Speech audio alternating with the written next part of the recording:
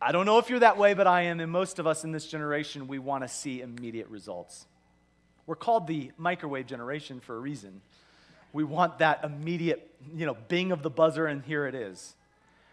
And if we're not careful, what'll happen is we'll pray, and when something doesn't shift right away, we'll stop praying. We will try to make it work with our spouse, and then when it doesn't work, we'll just say, well, I'll go get another spouse. We'll deal with an issue at work with some idiot coworker, okay? And we'll get annoyed and we'll say, well, I'll just find another job. I'll just leave. Or we'll have a problem in California and it'll be annoying and we don't like something that was done or said. And so we'll say, well, I'll just move to another state. Or something happens in the church and say, I'll just move to another church. And what happens in our generation is when something difficult happens, we just want to leave. And what we're going to talk about this month is saying, hey, sometimes God is doing something in your life. The circumstances that you cannot change, God oftentimes is using them to change you. And so when we're planting, what we're doing is we're saying, this feels dirty and barren and buried, and it doesn't seem like anything's happening, but God has planted you in this place, in your family, at your work, and He's doing something even when you can't see it. And so we want to be a church, want to be a people who even in seasons of difficulty, we say, I'm here to stay. I'm not going to run when things get difficult. Now, sometimes God calls you to leave. I get that. But sometimes God calls you to stay.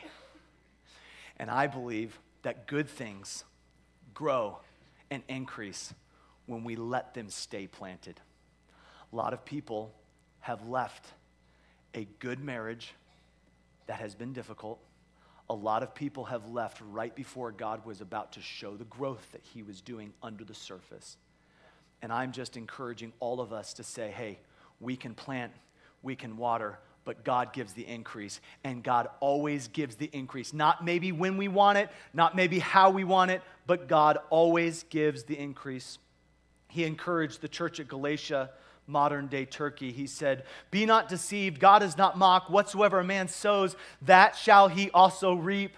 If you sow to the flesh, you'll reap of the flesh. If you sow to the Spirit, you'll reap life everlasting. This isn't talking about salvation. It's talking about living a Spirit-driven life. But he says this, let us not be weary in well-doing, for in due season we shall reap. We shall what? We shall reap if we faint not. There is always a harvest coming. There is always increase. The word increase here is the process of progress. It's the success and the growth that only God can give. John Piper put it this way, that God alone gives growth, but faithfulness in sowing produces fruitfulness in reaping. You cannot reap if you have not sown, and you only reap what you have sowed. I want to encourage you that you sow what you sow in emphasis, you reap a harvest. And if you emphasize the physical, if you emphasize the temporal, you will reap temporal and physical things. But if you sow into the eternal, if you sow into the relational, if you sow into the things that you cannot see, God will do things.